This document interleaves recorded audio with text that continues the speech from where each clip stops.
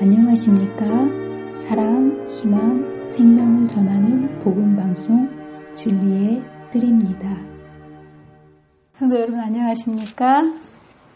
태풍이 와서 며칠 동안 계속 비가 왔는데 오늘 모처럼 햇빛이 비치니까 너무나 파란 하늘이 오늘 하루 종일 우리의 마음을 기쁘고 아름답게 해주었습니다. 아무리 힘들고 어렵고 먹구름이 낀다고 하여도 그 구름 뒤에는 항상 해가 비치고 있다는 사실을 잊지 말게 되시기를 바랍니다.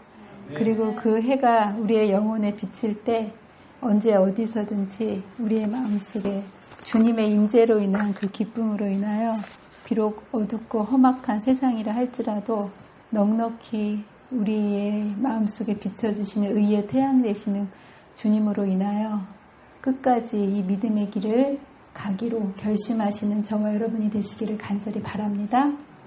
우리 집사님이 기도해 주신 것처럼 정말 우리가 사는 이 시대는요 너무 악하고 험해요.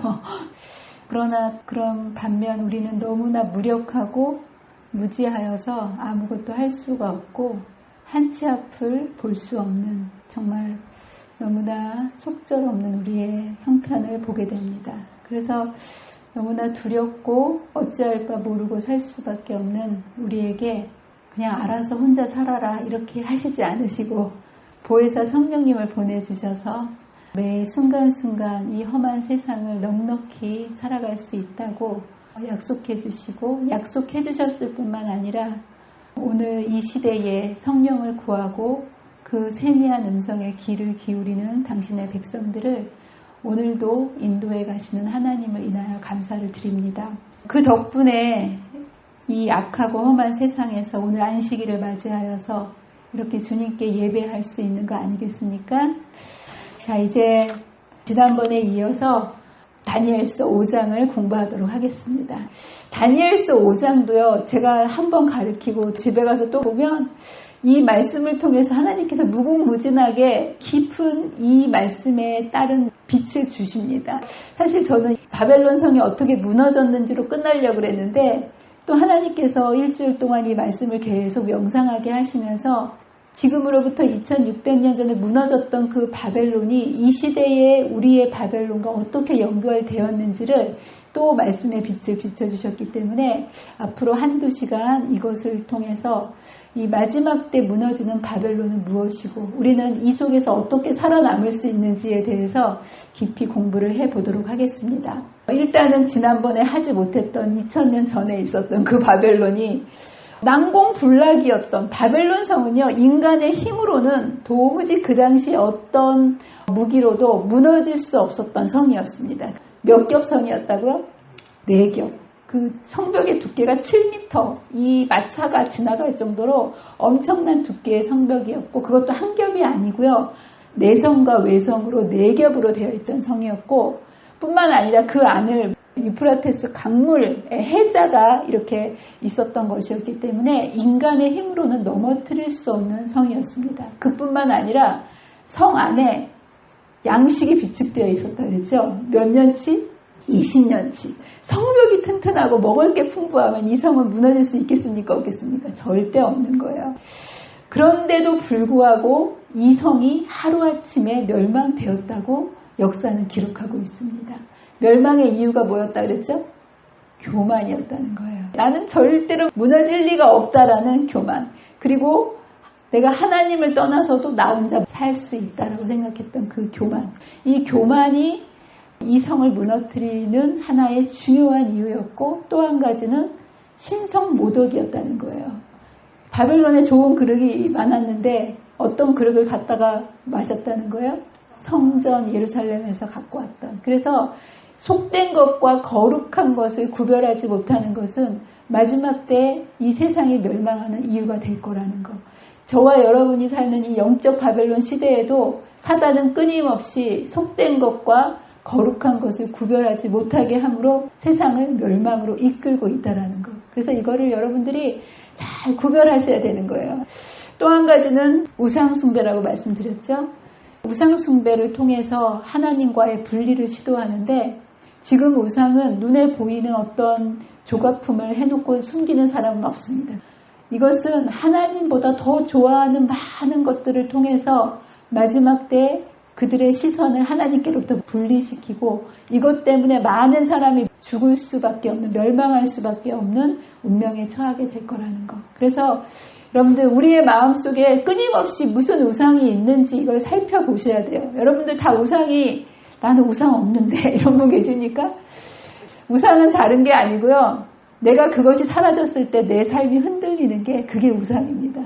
돈이 사라지면 내 삶이 흔들리면 내가 이제까지 나는 몰라도 내가 돈을 의지하고 사는 거예요. 우리 집사님 남편이 옆에 없으면 불안하시면 나는 몰라 나는 남편이 우상 아니었는데 남편이 우상인 거예요. 자식이 우상이 될 수도 있고 하나님보다 더 내가 의지하고 이거 없으면 죽겠다고 생각하는 거 날마다 들여다보고 사는 거 이게 우상이라는 거 이것 때문에 멸망받을 수밖에 없다는 거. 그래서 우리는 끊임없이 우리의 시선을 계속 하나님께로 향할 수 있도록 정말 좋은 게 있어야 그걸 놓을 수 있는 거거든요. 그래서 하나님을 계속 바라봐야 된다는 거. 그리고 이제 마지막으로 모든 것 중에 태만 하나님께서는 모든 기회를 주셨지만 이런 것들을 게을리하게 될 때 우리는 결국 멸망할 수밖에 없고 메네메네 데겔 우바르신 달아보니 부족하다. 인간은 모든 것을 가져도 모든 것을 배워도 부족할 수밖에 없다는 그 부족함을 메꿔줄 수 있는 분은 누구밖에 없을까요? 예수님. 그래서 우리의 마음속에 하나님을 모시지 않으면요 모든 사람이 다 부족하기 때문에 바벨론처럼 멸망할 수밖에 없는 거예요. 그러나 우리가 아무리 약하고 아무리 부족하고 무식하고 아무것도 가지지 않았을지라도 그 예수님이 우리의 마음 가운데 계시면 우리가 넉넉히 의롭다 치게 주시기 때문에 구원받을 수 있다는 거 여러분 기억하시면서 이 세상 그 어떤 것보다 예수님을 우리의 마음 가운데 모시는 것이 여러분의 최고의 소망이 되시기를 간절히 바랍니다. 그래서 이제 그 난공불락의 성이 드디어 멸망을 합니다. 어떻게 이것이 함락되었을까? 여러분들 그날 밤에 갈대아 왕 벨사살이 죽임을 당하였고 라고 하는데요. 이거는 BC 539년 10월 13일입니다. 양력으로는 10월 13일이고요. 음력으로는 티리시 15일이라고 해서 음력은 달이 만월일 때가 음력 아니겠습니까? 그날 밤에 벨사살 왕이 함락되는 그 바벨론의 멸망을 이야기하고 있는데요. 이게 굉장히 아이러닉하게도 여러분 바벨론의 주신이 뭔지 아십니까? 마르둑이에요. 마르둑. 애굽의 신은 태양신 라를 섬기는데요. 바벨론은 그 국신으로 뭐를 섬겼냐면 달신을 섬겼다는 거예요. 달이 가장 크고 가장 완전하고 가장 힘이 있을 때는 달 모양이 어떨 때일까요? 보름달일 때, 만월일 때 가장 달의 기운이 힘차지 않습니까? 그런데 그들이 그렇게 철석같이 믿었던 그 신이 만월일 때 바벨론은 망했다라는 거. 어떤 신도 사람을 구해줄 수 없다라는 것을 여기에서 의도적으로 이렇게 표현하고 있는 모습을 보게 됩니다. 그리고 바벨론의 멸망은요, 그대로 예언에 따라서 멸망한 모습을 우리는 볼 수 있습니다. 여기 보면 이 예언이 구약에 보면 예레미야서, 이사야서에 다 예언되어 있는 그대로 멸망된 모습을 봅니다. 심지어는 어느 나라에 의해서 멸망할 것인지, 누가 나라를 멸망시킬 것인지에 대해서 수백 년 전에 이미 성경에 기록되어 있다는 거. 여기에 보면 어떤 식으로 멸망할 것까지 보여준 거예요. 바벨론이 멸망하기는 멸망하는데 그 당시에 멸망의 방법처럼 성이 무너져서 멸망하는 것이 아니라 바벨론 멸망이 무엇으로 망하게 된 거라는 거야? 강물이 말라가지고, 이거는 그 당시에 상상도 못할 일이었거든요. 어떻게 강물이 말라서 나라가 망하나. 그러나 정말 유프라테스 강이 말름으로 인해가지고 정확히 고레스라는 이 왕이 이 물줄기를요 돌려가지고 내겹성을 무너뜨릴 수 있는 방법이 없거든요. 그래서 이 고레스가 정말 엄청난 창의적인 생각을 발휘해가지고 상류의 지류를 유프라테스 강물을요 다른 데로 돌려버립니다. 그래서 물이 내려가게 만든 다음에 그 중에서도 수위가 가장 낮아지는 하루 중에서 간조 때 허벅지까지 물이 내려왔을 그때를 딱 틈을 타가지고 강바닥을 통해가지고 그 내성으로 들어가가지고 하루아침에 싸움 한 번도 안 하고 이 위대한 성 바벨론이 멸망해버리. 너무 어처구니 없지 않습니까? 너무 허무하게. 전투 한 번 하지 않고요. 이 당시에 페르시아 군인들과 메데바사의 군인들이 그 안으로 침입해가지고 바벨론에 들어갔을 때 그 안에 있었던 사람들이 뭐하고 있었을까요? 다 잔치하면서 술 마시고 있었기 때문에 들어오는지 나간지 아무도 모르는 사이에 순식간에 하룻밤 사이에 바벨론 도성을 점령해버리는, 그래서 이렇게 멸망해버리는, 누가 점령할 것인지, 어떻게 점령할 것인지, 어느 나라가 점령할 것인지에 대해서 너무나 자세하게 그 메대 사람이 이걸 점령할 것이다 라고 이렇게 이사야서의 모든 것이 예언된 대로 메대와 바라사 사람에게 준바되었다 하면이라 라고 얘기하면서 그날 그 시에 정확히 때가 찬 그날 밤에 무너질 수 없었던 성이었던 바벨론도 결국 그 교만으로 인해서 달아보니 부족하다라는 그것이 딱 선고되었을 때 망할 수 없는 나라가 멸망하게 되는 모습을 보게 됩니다. 여러분, 교만은 다른 게 교만이 아니고 한마디로 하나님 없이도 살 수 있다고 생각하는 것. 하나님 뜻대로 살지 않고 내 뜻대로 사는 것, 하나님이 내 삶에 필요 없다고 생각하고 사는 게 그냥 우리의 일상 아니겠습니까? 무의식적으로 우리는 늘 이렇게 살아갑니다. 근데 여러분들, 태양이 없이 식물이 존재할 수 있습니까? 없습니까? 모든 이 생물체는 태양으로부터 이 에너지를 받지 않습니까? 스스로 살 수 있는 생명체는 단 하나도 없습니다. 마찬가지로 영적으로도 의의 태양 되시는 예수님이 없이 스스로 존재할 수 있는 게 없습니다. 여러분, 이게 정말 느껴지십니까? 난 예수님 없이는 나는 못 살겠구나. 이게 느껴지십니까? 여러분, 오늘 하루 종일 나 예수님 없이는 못 살겠다. 이것을 얼마나 느끼고 사셨습니까? 바벨론은 다른 게 아니에요. 내 생각, 내 뜻, 내 중심으로 사는 건 다 바벨론이에요. 내가 뭔가를 해서 스스로 살 수 있다라고 생각하고 나도 모르는 사이에 그렇게 살면 그게 바벨론이고 그게 망할 죄라는 거예요. 동일한 죄가 바벨론과 이 벨사사르를 멸망할 수밖에 없도록 이끌어온 죄는 한마디로 교만이었고요. 피조물이 하나님 없이 스스로 살 수 있다고 생각했기 때문에 하나님께서 멸망시키신 것이 아니라, 여러분, 가지가 떨어지면 누가 멸망시켜서 그게 마르는 건가요? 아니죠. 저절로 그 결과가 죽는 거 아니겠습니까? 사람이 하나님 없이 살 수 있다라고 생각하고 떨어지는 순간 하나님이 멸망시켜서 우리 인간이 멸망하는 것이 아니라 스스로 멸망할 수밖에 없다라는 것. 그런데도 우리는 많은 경우에 이 교만이라는 것은 죄라고조차 생각하지 못한 채 교만을 끌어안고 우리는 매일매일 살아갑니다. 이 교만이야말로 죽음으로 이끄는 치명적인 죄인데, 인간은 뭐 때문에 죽는다는 거예요? 이 교만 때문에. 문제는 이 교만을 인식하고 사는 사람이 거의 없다는 거예요. 내가 뭐를 훔치면요, 내가 뭘 훔쳤구나 가슴이 두근두근 뛰어요. 그래요, 안 그래요? 뭔가 이런 것들 잘못한 이런 게 있으면 그거 잘못했구나, 그게 어느 정도는 아는데 교만이 늘 내 마음속에 있는데요, 그것을 인식하는 게 어렵다라는 거예요. 굉장히 어렵습니다.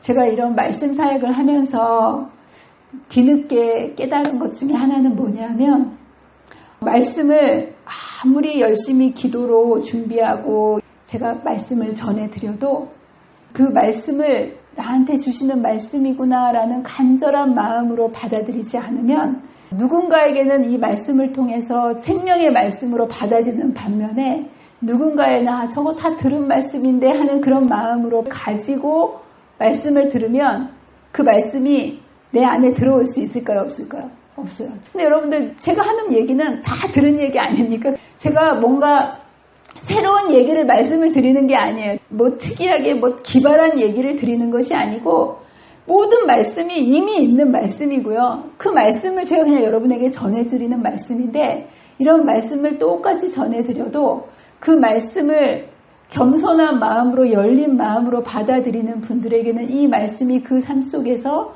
들어가서 영혼을 살리는 생명수로 작동을 하지만, 다 아는 말씀이다 라는 이 마음속에 교만을 가지고 이것을 들으면 절대로 인간의 마음을 뚫고 말씀이 들어갈 수 없다라는 걸 저는 너무 많이 느낍니다.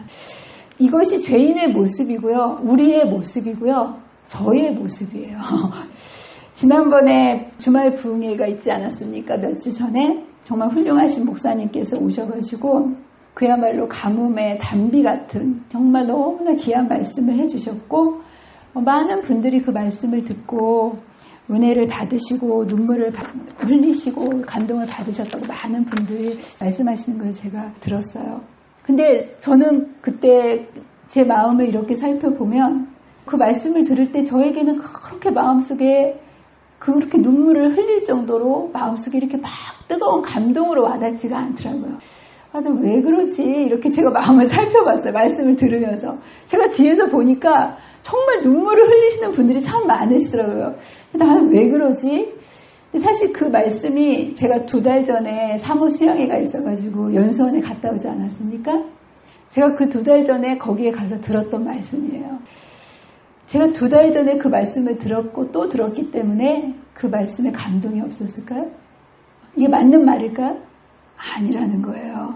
여러분들 사실 세상에 영화나 드라마나 책들은요. 저는 2번만 보면 벌써 딱 보기 싫더라고요. 하나님의 말씀도 그럴까요?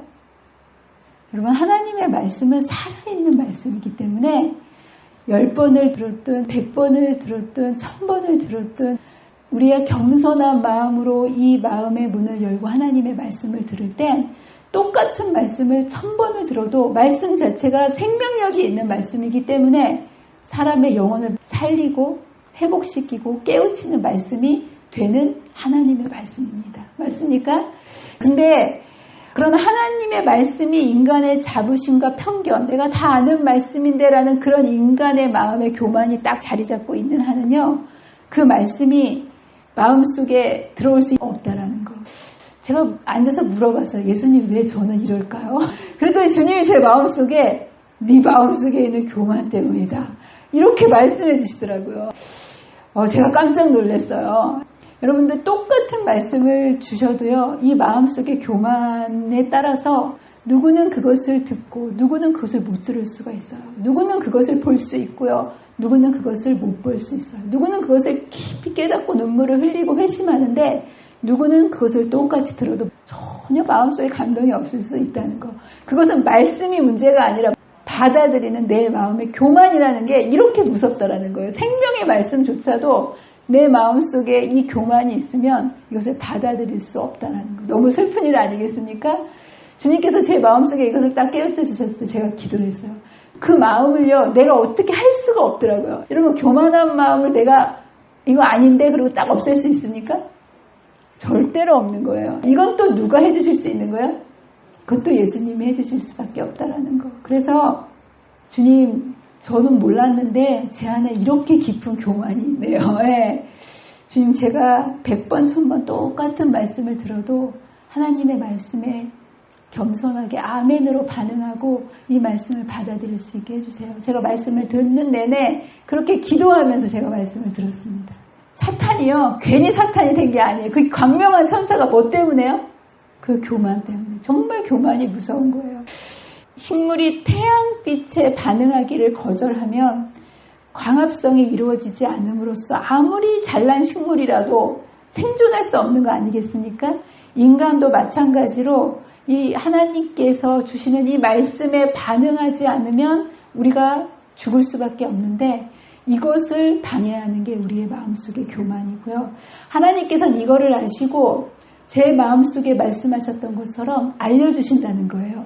바벨론을 하루아침에 멸망시키셨습니까? 아니지요. 다니엘과 세 친구를 통해서 여러 번을 통해서 경고를 주셨다는 거. 네, 마찬가지로 이 영적 바벨론인 이 나라에도 하나님께서 구원하시기 위하여 끊임없이 회개의 기별, 구원의 기별, 이 기별을 전해주신다는 거. 불침선이라고 불리우던 절대로 가라앉을 수 없었던 배, 타이타닉호를 아십니까? 이거는 별명이 불침선이에요. 불침선이 무슨 뜻이에요? 절대로 침몰할 수 없이 만들어진. 그래서 여기는요 엄청난 강력한 배수 펌프가요 엄청나게 많이 있었고요.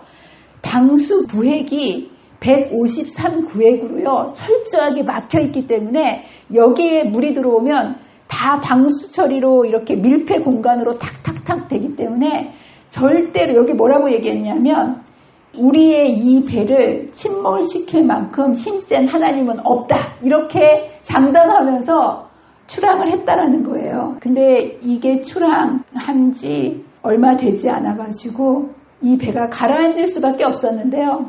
이 배가 가라앉은 직접적인 이유가 뭘까요? 빙산에 부딪혔기 때문에 가라앉았을까요? 여러분 생각에 이 타이타닉 이 엄청난 불침선이 왜 가라앉았을 것 같으세요?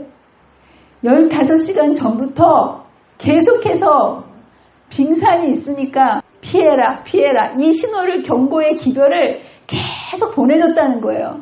그런데 이 배가 그것을 이 배는 침몰할 수 없는 선이라는 그 교만 때문에 그걸 다 무시하고 결국은 부딪혀가지고 2시간 40분 만에 대서양에 가라앉을 수밖에 없는 운명이 됐다는 거.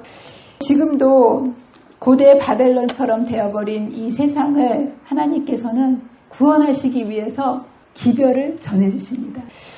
다니엘을 통해서 바벨론을 구원하시기 위해서 새 친구들을 보내주셔서 경고를 하신 것처럼 이 똑같은 이 고대 바벨론과 똑같이 무너져 버릴 수밖에 없는 이 현대 바벨론을 향해서도 하나님께서는 기별을 보내십니다. 그 기별이 뭘까요? 새천사의 기별이에요. 그래서 이 바벨론하고 새천사의 기별은 정말 밀접한 연관이 되어 있습니다. 그래서 오늘 이 시간에는 다니엘서 5장의 심층 과정으로서 새천사의 기별은 다시 말해서 믿음으로 말미암는 의의 기별이에요. 그리고 이것은 칭의와 성화와 그리고 이 영화를 포함한 이 기별이고요.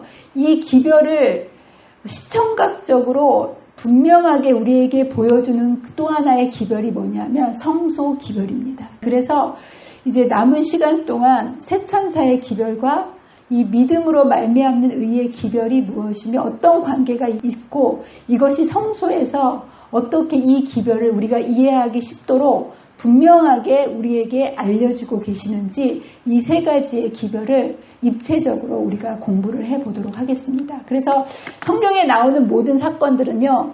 세 가지 측면으로 우리가 공부를 해야 됩니다. 첫 번째는 역사적인 측면에서 공부를 해야 되는 거예요. 우리가 지금 2600년 전에 바벨론이 무너진 거는 역사적인 관점에서 우리가 공부를 한 거예요. 그리고 앞으로 올 또 영적 바벨론은 예언적 관점에서 우리가 또 우리 시대에 앞으로 다가올 어떻게 무너질지에 대한 이 바벨론의 기별은 예언적 관점에서 보는 그 관점을 가지고 우리가 또 공부를 해야 되는 거예요.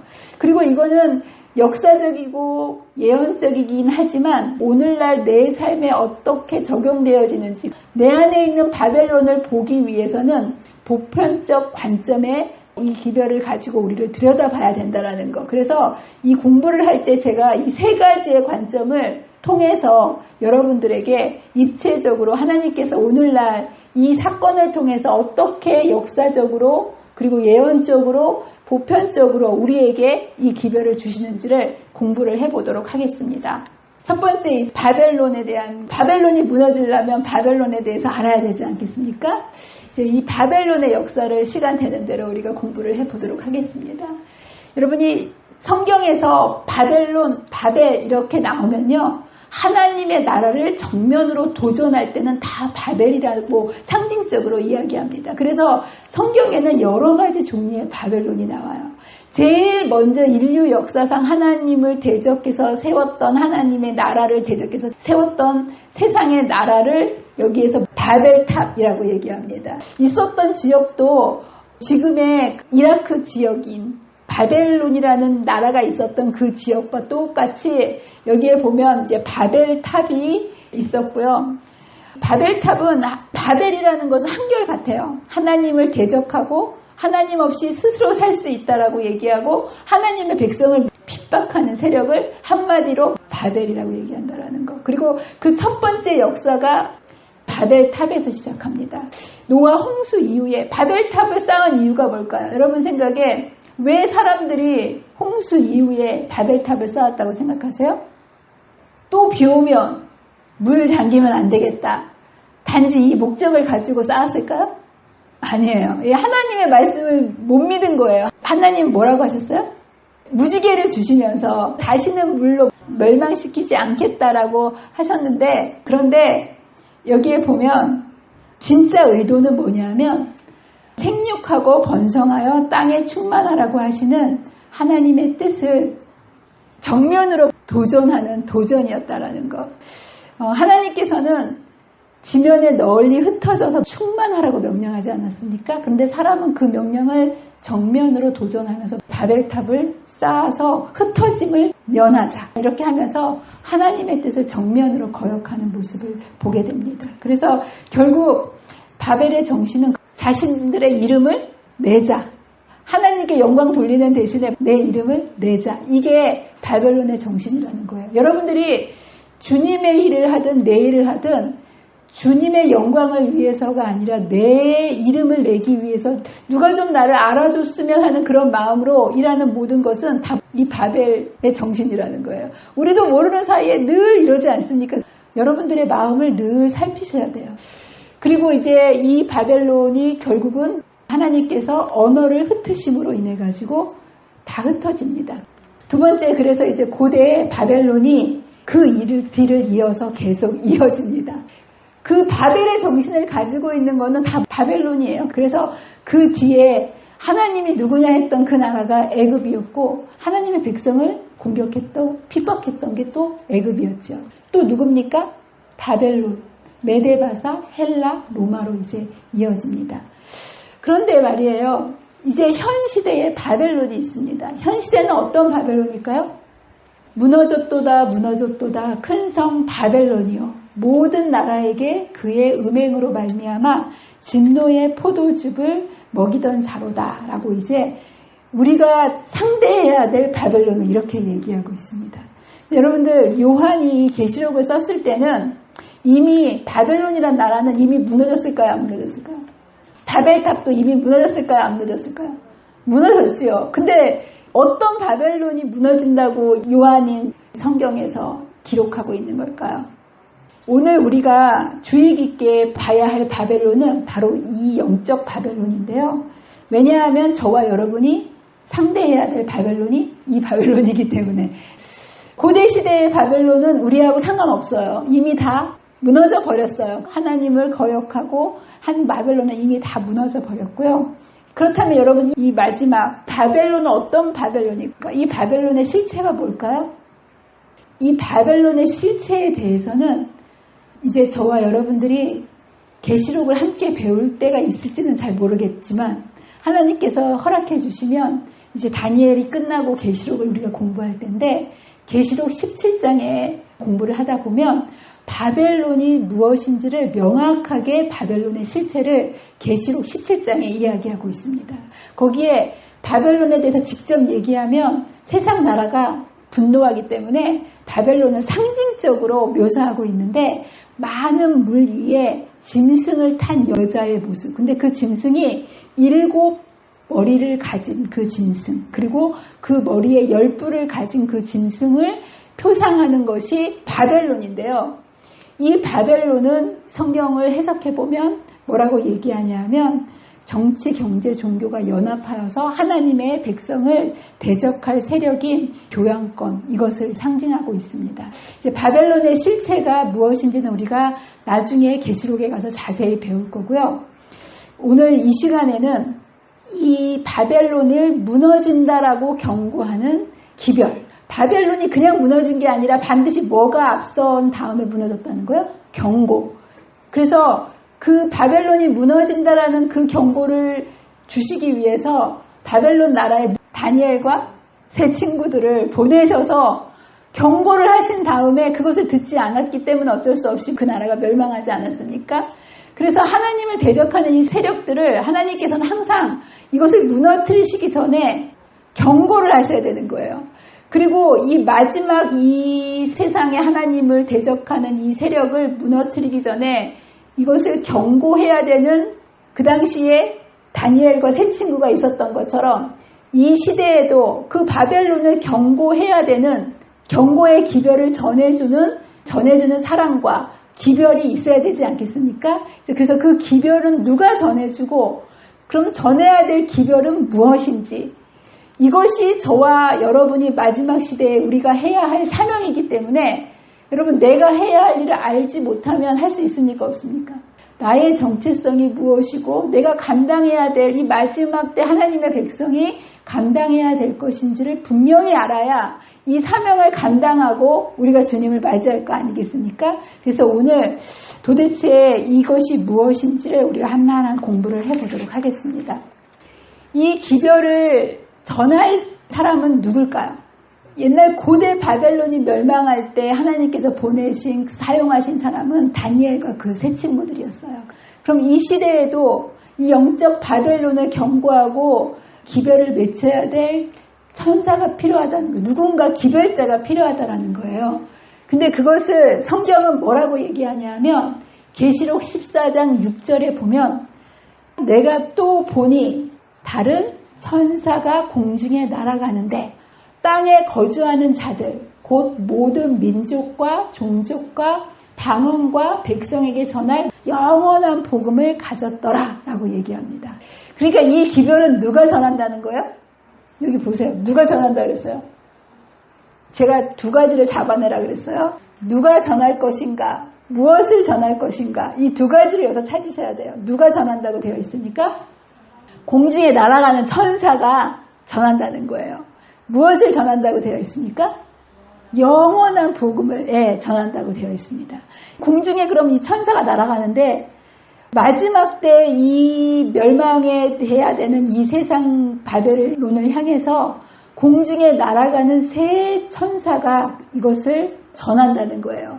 그리고 그들이 전할 기별은 영원한 복음이고 이거는 예외 없이 모든 세상의 백성들한테 전해지는 기별이라는 거예요. 그렇다면 먼저 여기에서 복음을 전할 자들은 새 천사인데 과연 새 천사는 이 세상의 끝이 다 됐는데 여러분 새 천사 보셨습니까? 공중에 날아가는 새 천사 보셨습니까? 못 보셨습니까? 그럼 누가 이걸 전해야 될까요?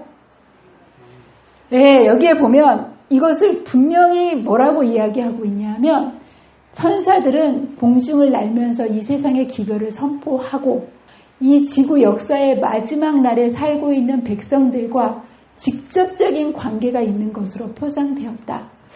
저와 여러분이 이 지구 역사의 마지막에 살고 있는 사람들 맞습니까? 아니에요? 여러분들 이걸 정말 분명히 하셔야 돼요. 저와 여러분이 마지막 시대에 살고 있는 사람들 맞습니까? 네.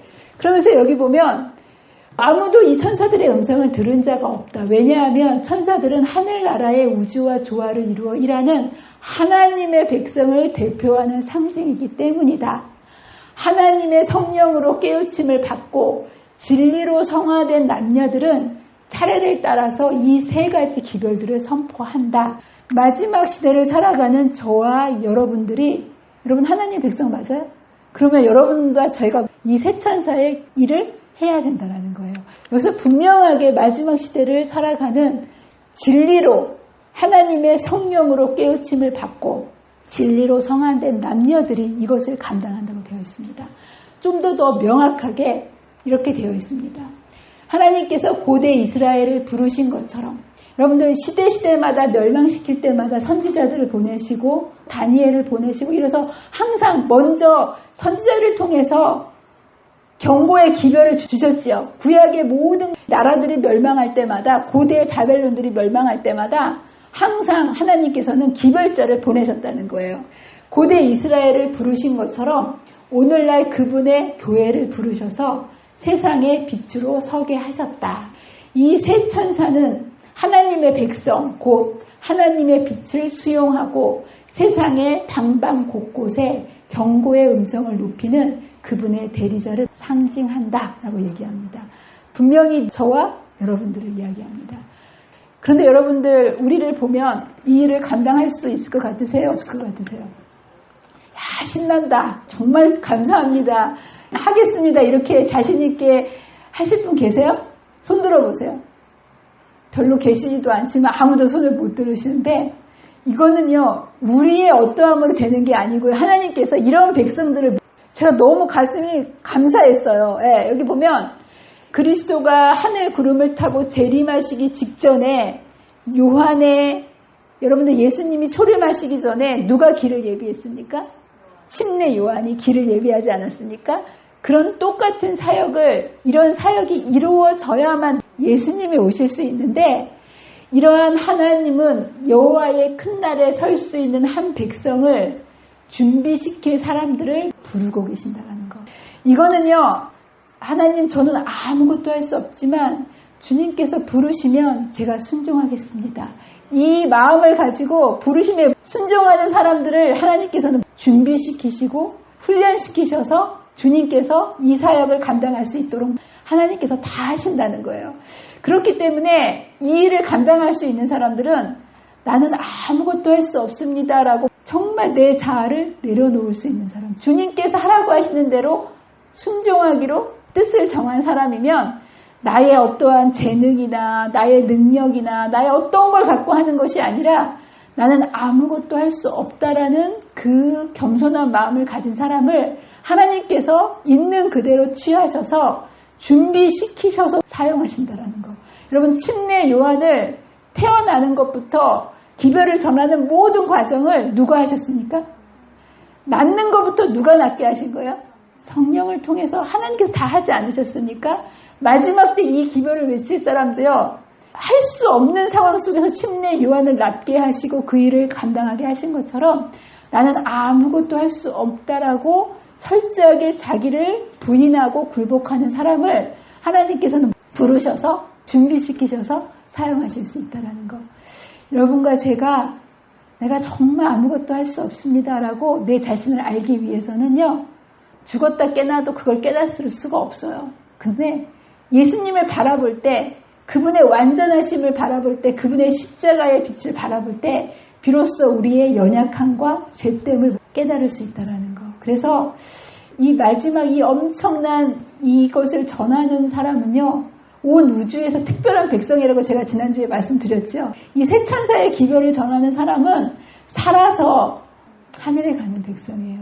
정말 이거는 보통 특권이 아니에요. 제가 이것을 새 천사의 기별과 어떤 사람들이 하늘에 가는지 영화 이 세 측면에서 이거를 우리가 바라볼 텐데요. 야, 이것은 사람이 하는 것이 아니고 전적으로 성령께서 해주시는 거기 때문에 이 살아서 승천하는 사람들의 이 무리가 보통 무리가 아니구나. 공부하면 공부할수록 야, 하나님의 은혜가 이렇게 넉넉하게 연약한 인간을 하나님의 기별을 전할 수 있는 사람들로 하나님의 넉넉한 은혜가 만들어주시는구나라는 것을 생각할 때 조금 공부를 해봤지만 얼마나 감사했는지 모르겠어요. 오늘 여기까지 사실은 더 많이 준비를 했는데 이제 여기까지만 우리가 공부를 하고 그렇다면 어떻게 이 기별을 전할 수 있는가 여기까지만 공부를 하겠습니다. 누가 전할 수 있다고요? 이건 아무나 전할 수 있는 게 아니고요. 역사의 끝자락에 사는 마지막 남은 사람들에게만 기회가 주어지는 건데 이것을 나를 온전히 비운 사람. 그럼 이런 사람들은 어떻게 복음을 전할 수 있는가? 어떠한 이론을 가지고 논리를 가지고 이렇게 전하는 것이 아니고요. 이 복음을 전할 수 있는 사람들은 이 복음이 나의 복음이 된 사람만 전할 수 있다는 거.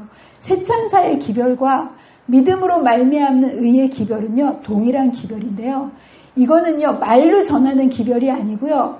믿음으로 말미암아 주님을 내 마음속에 모셔서 주님이 내 안에 사시는 그 경험을 한 사람만이 새 천사의 기별을 전할 수 있는 나의 복음이 되는 사람만이 경험으로 그 예수님을 내 마음속에 모신 사람만이 전할 수 있는 기별이라는 거.